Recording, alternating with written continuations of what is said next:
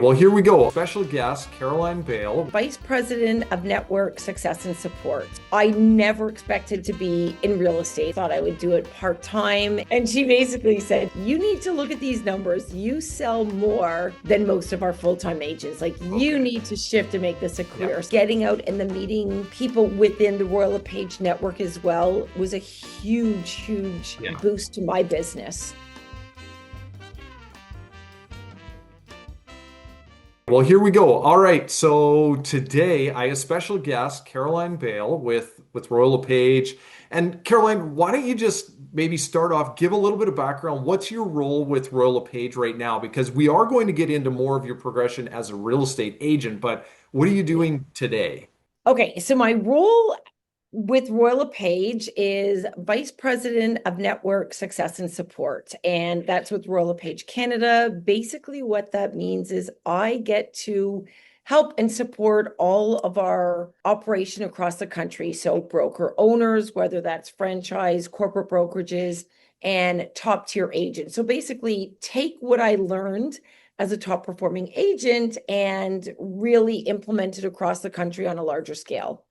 Okay, well, that's So awesome. probably lends itself beautifully to your podcast and some of these questions today. Yeah. So, and the reason we're doing this today and the reason that I reached out to you is because over the last couple of years, I've heard you speak a few times, and Yeah. every time there was a connection because you were on a similar journey to what I am today and this progression of growth as a realtor in terms of production and trying to achieve the Royal LePage status, the top 1%, which is chairman's level.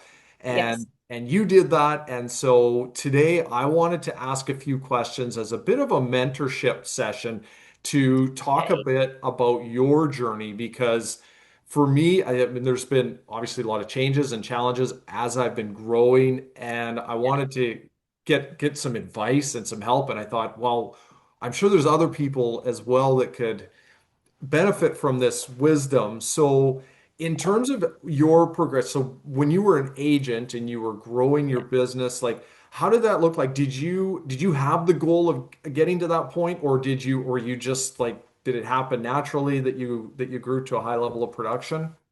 You know what? It was very organic. And to tell you the truth, I never expected to be in real estate. I kind of got my license, thought I would do it part-time. And as you know, you have to have your license with the brokerage. Yeah. And got the call from our managing broker one day saying, Caroline, can you come in and let's have a chat? And I was sort of like, okay, what did I do? And she basically said to me, you know what? You need to look at these numbers. You sell more part-time, not working than most of our full-time agents. You Okay. need to shift and make this a Yeah. career. So I think it was one of those things that when you are truly passionate about helping people, it comes around. So again, Right. it was one of those things where I was very involved in the community. I was involved in my children's school. I was a soccer coach. I think just being involved in helping Yeah. people just automatically brought the business. So my business started very organically. I didn't even know what Chairman's Club was. Right. So it was really helping my clients one client at a time. From there, kind of grew. As you know, that's how you want your business to Yeah. really flourish and go to that next level. Is it was word of mouth. It was really doing a good job for somebody who would then tell somebody else. And it Yeah. got to the point where, all of a sudden, I remember one weekend, I think I had I don't know, 12, 14 open houses that I was supposed to do. And there's no, Wow. even if you're doing two a day on Saturday and Sunday, Yeah. you can't physically get to all of those. So No. I would get other agents from the office to Oh help yeah. out. I would be giving business away just because I could not physically Yeah. keep up. And it was one open house in particular where my agent or my client said, oh, we went through as a kind of secret shopper and they just weren't you. And I was like, ah, so I thought that was really what was the catalyst to say, I need some help Okay. and to bring people in to really provide the service and the culture that I was providing my clients. Yeah. And that's really where it started. And it just kind of flourished from there. So as your business was growing, and I know one of the challenges a lot of agents said the same thing, like constantly being uh, I guess, contacted by these marketing companies that are saying, buy our leads or we'll provide you with this so you don't have to work. Like, but it just seems like it's like you mentioned, organic growth where the connections with the real people is what grows it and that sphere. Like, is that what you relied on was like just being You, around you more know what? people and 100%. And I will say that is where the strength of the Royal LePage brand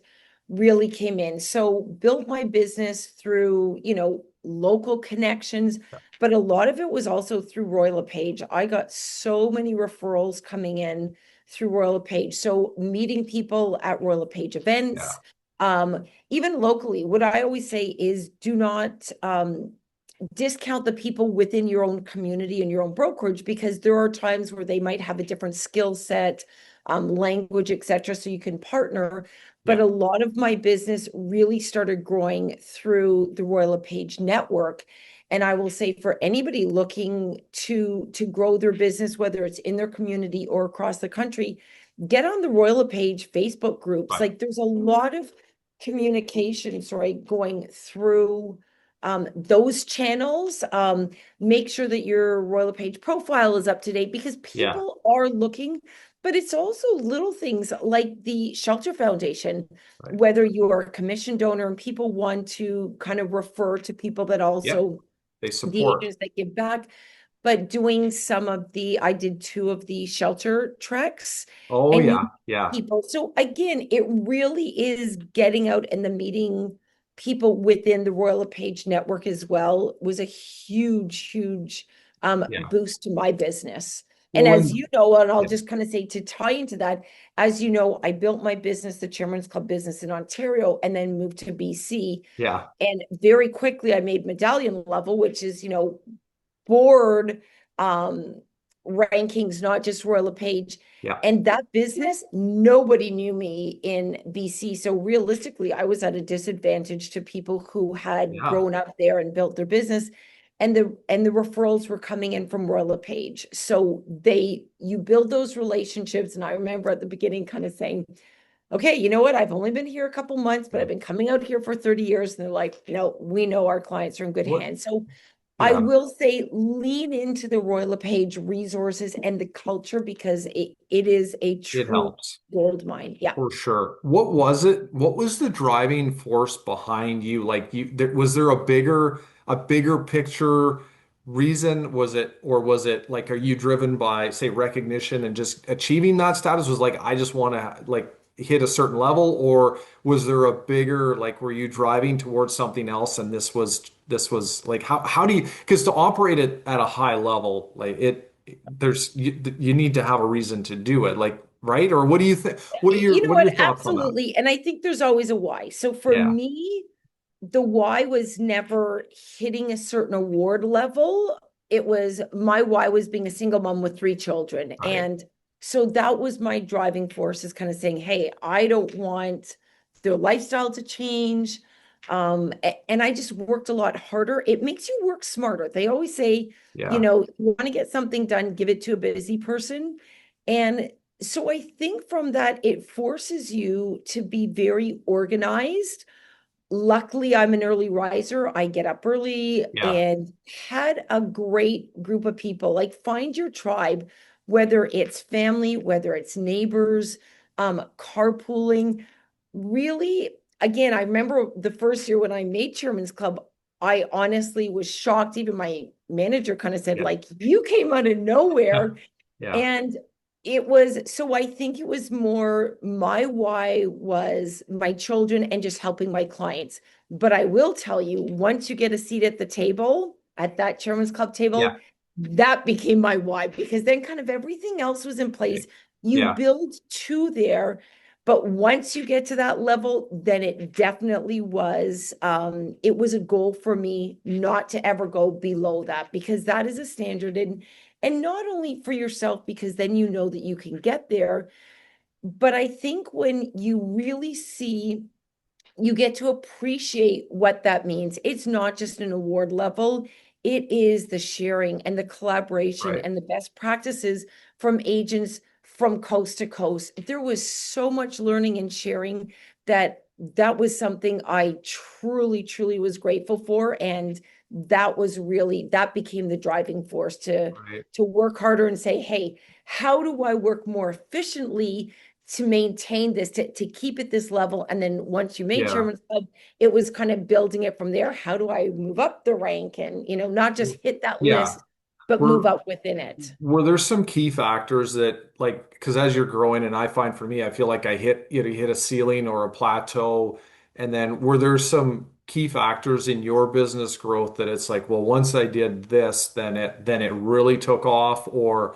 like is there some key factors that It, you had? Yeah, absolutely. And I think part of that is going to be Yeah. systems and consistency. So up until in my first year with chairmans, it was me. I didn't even have an assistant. It was nobody. It Right. was like, you just do what has to be done because you don't know any differently. Right. And it was actually, I remember being on a bus with one of the chairman's club people, and she was golfing all the time.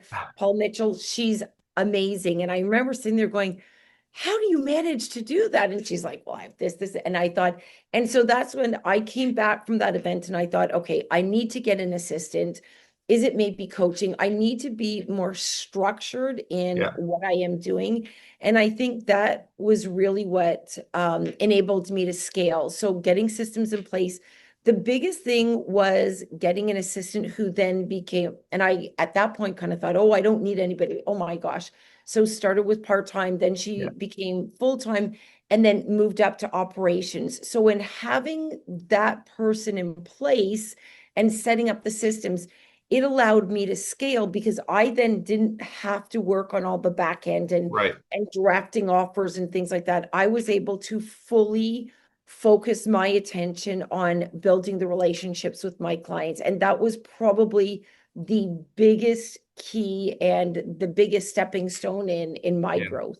Was it hard to find an assistant that could handle what you needed, or like did you go through a few different people before you found the one, or how did You know what? you I remember? put it out there to a lot of people, and I think I really lucked out in that somebody had reached out. And this is where I'm saying, and I will always say this, do not look at other realtors and other brands and things as competitors. Look at them as colleagues, Okay. because it was somebody from another brand who said, hey, you know what?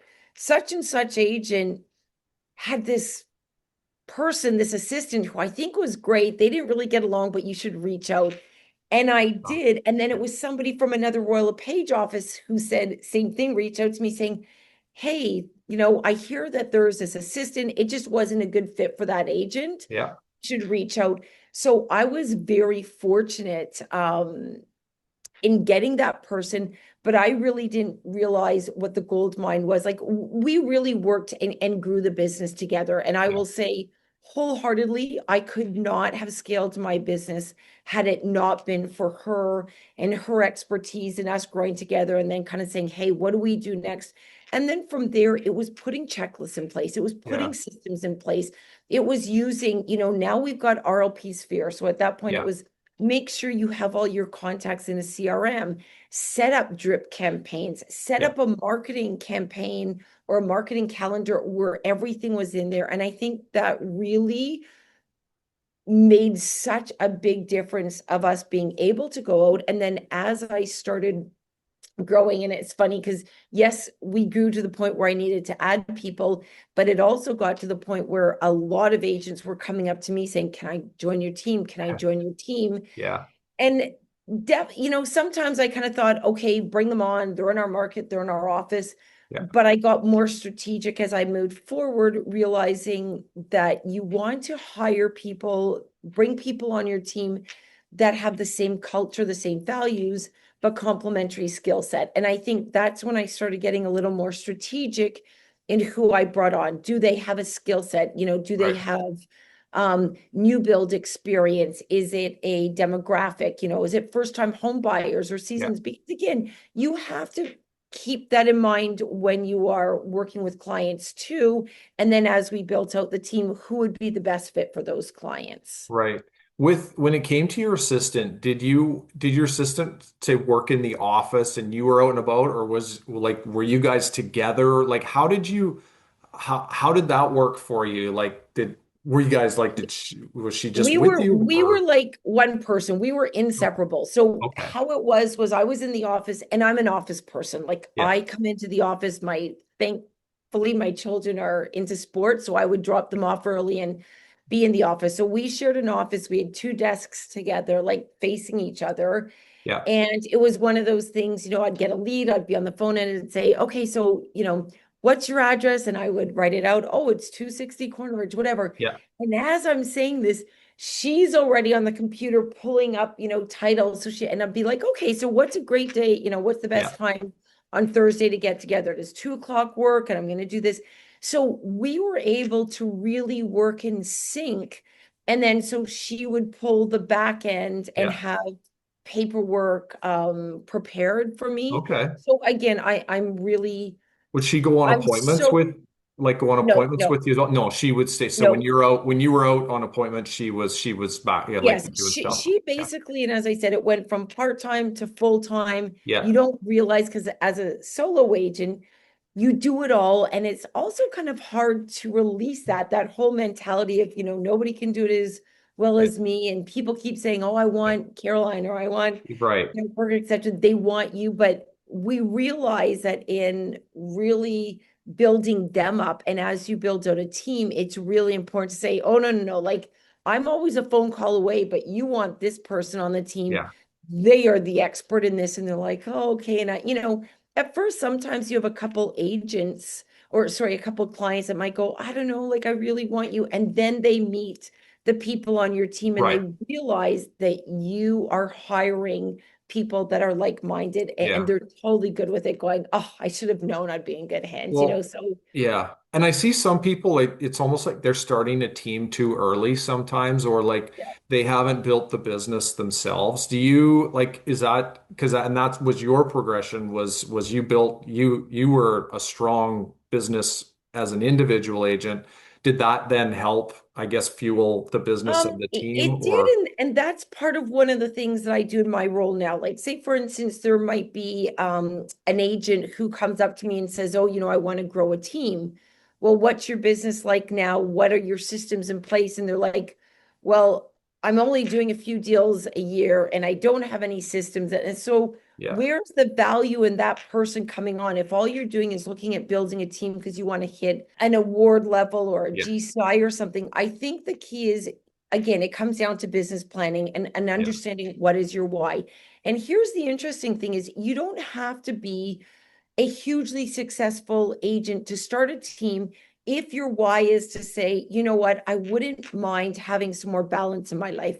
I right, wouldn't mind going down south in the winter. And I want to start building out something where I've got a partnership or my clients will get the same service. So I think that's important too, is when yeah, somebody is looking at building out a team, it's for different reasons. It could right, be because organically their business is just growing at a pace where they need to bring on people. It yeah, could be because they want more balance in their life and kind of saying, hey, I don't want to work this hard. I'd actually rather step back a little and build it out. So there are different reasons why people build out a team and from there, that's where it would be, the strategy would be a little different of right. what they're looking You at. you said the word balance a couple times. Now, I know and my experience has been like in this growth phase, it's balance. It's not balanced. It's really heavy weighted to production and my time and focus is very much business. What was your experience growing up? Because some people feel guilty like when they're trying to do and this business is it can consume you for sure, but what like was balance something that you were trying to achieve, or did you just give that up to have the You production? know what? I think we always try to achieve it. I mean, I think even to this day, we try to fit in so much, and I feel that, especially as a parent and an entrepreneur, we always feel we're letting somebody down. Like we feel like, oh Yeah, my gosh, should I be working more on my business? Should I be, prospecting more? Should I be going out more? And then to our families and loved ones, are we? So I feel like it's a constant juggling yeah, act. but you get through and you kind of, I think the biggest thing is having your perfect day. Scheduling is key.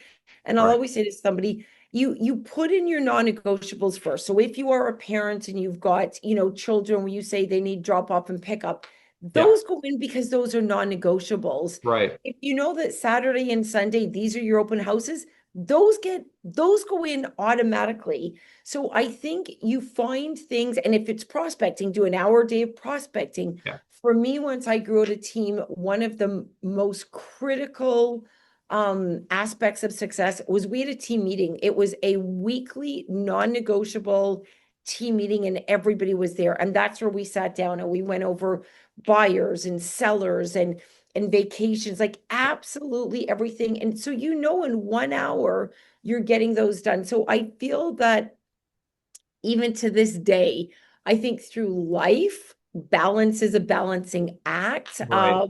that we never quite perfect, but we constantly try to, Okay. progress. How's that? There's no perfection, but we try to work Yeah. towards progress.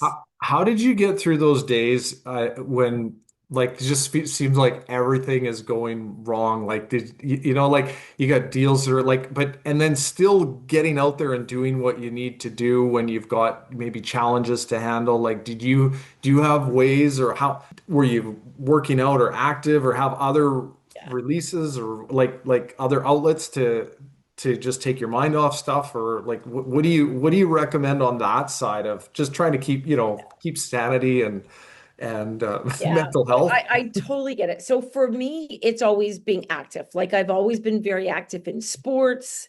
Um, and again, trying to keep that, mental capacity going straight. I'm an early riser. So again, getting up, going to the gym, going for a run, going for Yeah. a walk. I feel like that is really critical to me. How early are you getting up? Like when does your day start? Usually 5:20. So I Okay. usually get up at 5:20. So I'm out the door by 5:30 and at the gym or wherever it Yeah. was. If I was meeting a friend, and we'd go for a walk in early morning, depending on the, Yeah. the time and things. But I try to, that's kind of my go-to time. So I would get a lot done. So I've already got exercise in. I could Yeah. come back, have lunches ready, like and I'm a big prepper. So, Sundays I'll do big dishes and kind of Oh yeah. set it out. But for me, really the sanity is some form of exercise. Like if I don't get some form of exercise and outdoor, All like right. light, natural, fresh air, I definitely feel it. So even if whether I'm working from home or the office or whatever. So I think that was a big part of keeping it my sanity. And then I said, my tribe, like really, I'll say to everybody, and I always use this phrase, your Yeah. vibe attracts your tribe. So you Right. find the people that are like-minded, whether it's in sports, whether it's in work, whether it's in your team, your neighbors, and you lean into them. So whether it's getting together for coffee or whatever it is, but I also feel like, and there were some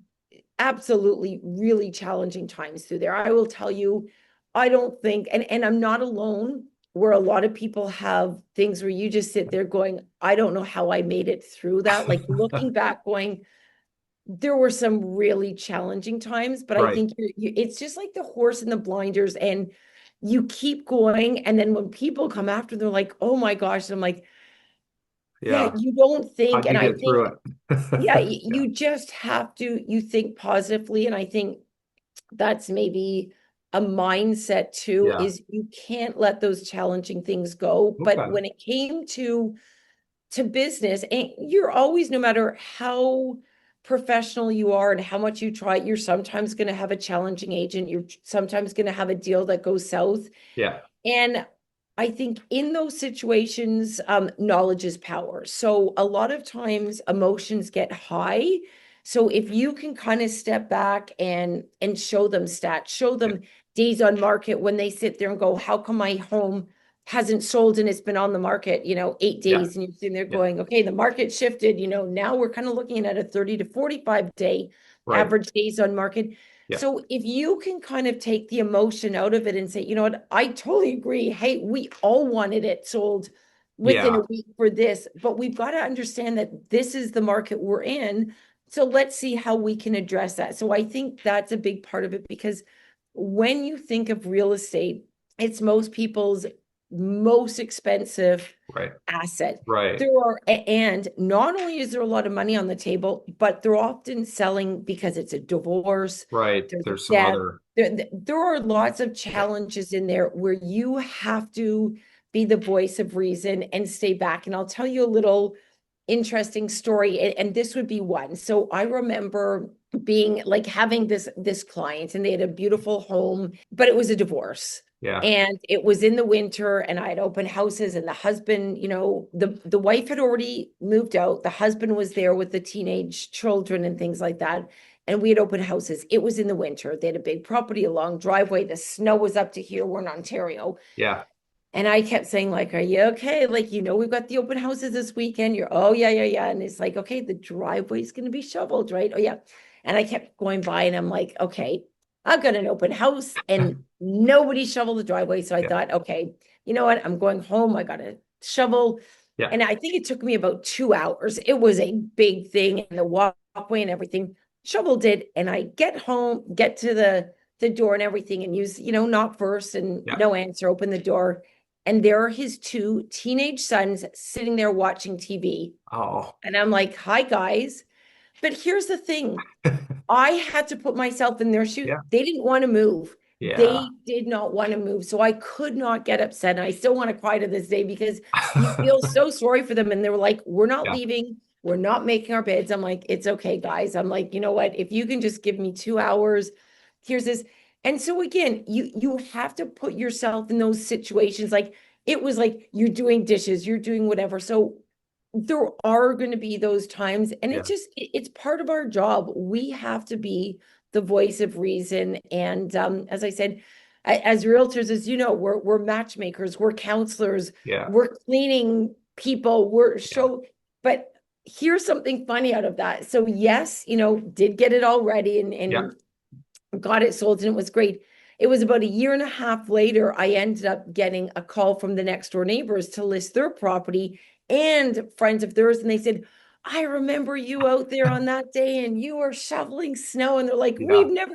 So I People didn't do notice, it right? Yeah. for that. I was Yeah. doing it because I felt for my client who was Yeah. out of town, who had these teenage children who didn't want to Yeah. move. So I think a big part of what we do, again, I'm always going to say this is not a sales business, this is a relationship Right. business. You That's right. have to truly love what you are doing, and your why has to be helping the people. Okay. Well, that is awesome. It's such a good, yeah, such a good story. Now, as to kind of wrap things up here, one of the things I was doing is I have my Walper wisdom. And I wanted to ask you if you had, like, for me, a piece of advice or some wisdom to, in my position and growth that you could just offer up to say, if there was one thing you could tell me or tell an agent that's wanting to grow and do more, what would that be? I would say be authentic. Yeah. So whatever you are doing, just take it to the next level. Okay. If you play squash, do that. If you have children, get involved. Like whatever you're already doing, lean into that because it's natural. I think where people sort of go to the side is Yeah. there is that Finding Nemo, all the shiny things. Oh, I Yeah. hear that somebody's getting leads here. I think like just stay true to your track. And Okay. honestly, I feel like that's where it is. Like when you look at, if you take me as an example, I didn't do anything I wasn't already doing. I leaned into it. I was a soccer coach and I sat on the kids' school things and I was involved and I volunteered at so many different things Wow. within our community. I sat on the board of directors for our Chamber of Commerce. Like Yeah. whatever I was doing, as I said, I just leaned into that because it was something that was already important to me. So I think that would be my biggest advice or words of wisdom Yeah. is just be authentic, be true to who you are, and the rest follows. Well, I think that's awesome. And definitely your words today has just given me some inspiration and fire. You've energized me. So I'm going to keep going and pushing. And I want to thank you so much for your time. This has just been fantastic, and you are an inspiration to me, and I'm sure and a lot of other agents that I talk to. So you're doing a great job. Thank you. I appreciate Well, this thank so you for much. having me. And as I said, Yeah, it's no really the secret sauce is just in the relationships, like right. using what's already there and being authentic. So I wish Okay. you all the best Well, thank you. and look forward to seeing Yeah, yeah. your Well, we'll name at that see. children's club. I hope so. I hope soon, and yeah, we'll see you at the next big event too. So thank you, Yeah, Caroline. Niagara Falls, right? Yes, This I'll be October, there. National Sales I'll be there. Conference. Okay. Okay, awesome. Thanks again, Caroline. Have a great day. All the best. Thank you. Take Yeah. care. All the Okay. best. Bye. Thanks.